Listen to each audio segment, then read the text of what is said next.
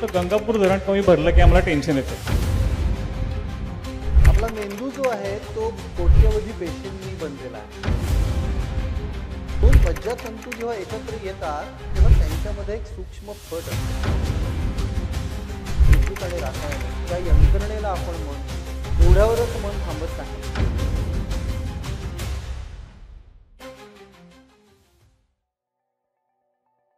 नाशिककर आपल्याला आणि मला देखील असं वाटत असेल की नाशिकला 15 मानसोपचार तज्ञ आहेत. आज स्पेशली 2 मुंबईहून मागवलेत.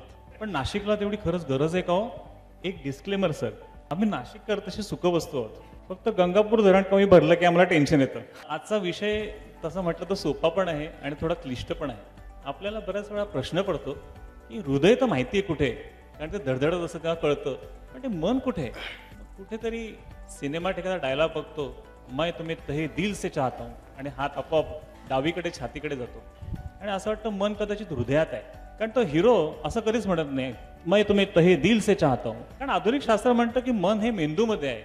मग नेमकं मन आहे कुठे? या सगळ्यांचा उहापोह आजच्या आपल्या चर्चेत खेळीमेळीच्या वातावरणात होणार आहे असं मी तुम्हाला ग्वाही देतो.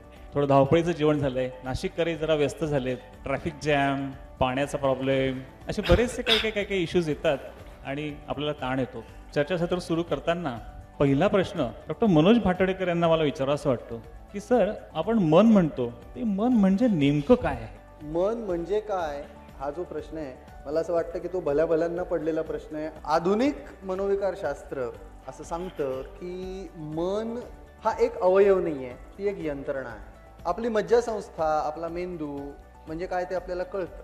आपला मेंदू जो आहे तो कोट्यवधी पेशींनी बनलेला आहे आणि आपल्या विद्युत तारा जशा एकमेकींना जोडलेल्या असतात तशा मज्जापेशी मज्जातंतूंच्या मार्फत एकमेकींना जोडलेल्या असतात.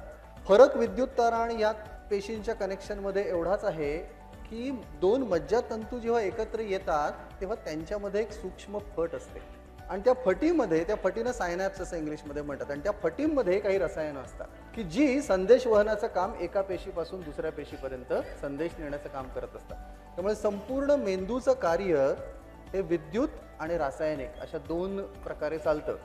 मन ही जी यंत्रणा आहे, मेंदूत अशी अनेक वेगवेगळी केंद्र आहेत, विखुरलेली आहेत मेंदूभर, की ज्यांचं नियंत्रण आपल्या विचारांवरती, भावनांवरती, वागण्यावरती, वर्तनावरती, आपली स्मरणशक्ती, आपली बुद्धिमत्ता, तारतम्य, परिस्थितीचं भान, अशी अनेक ज्याला आपण मनाची कार्य म्हणतो त्या कार्यांवरती नियंत्रण ठेवणारी ही जी यंत्रणा आहे विद्युत आणि रासायनिक, त्या यंत्रणेला आपण मन म्हणतो. एवढ्यावरच मन थांबत नाही.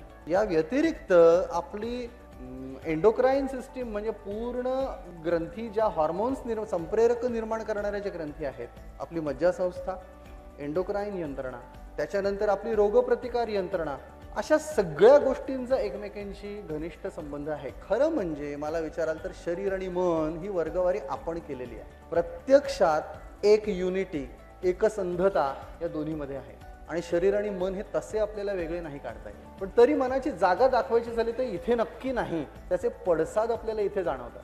म्हणजे मनामध्ये काही स्थित्यंतर झाली की त्याचे पडसाद, त्याचे प्रतिसाद आपल्याला इथे, भीती वाटली की आपल्याला छातीत धडधडतं, हृदय भरून येतं वगैरे, हे जे काय सगळं आपण म्हणतो ते मनात झालेली खळबळ जी रासायनिक आहे त्याचे पडसाद आपल्याला शरीरामध्ये जाणवतात.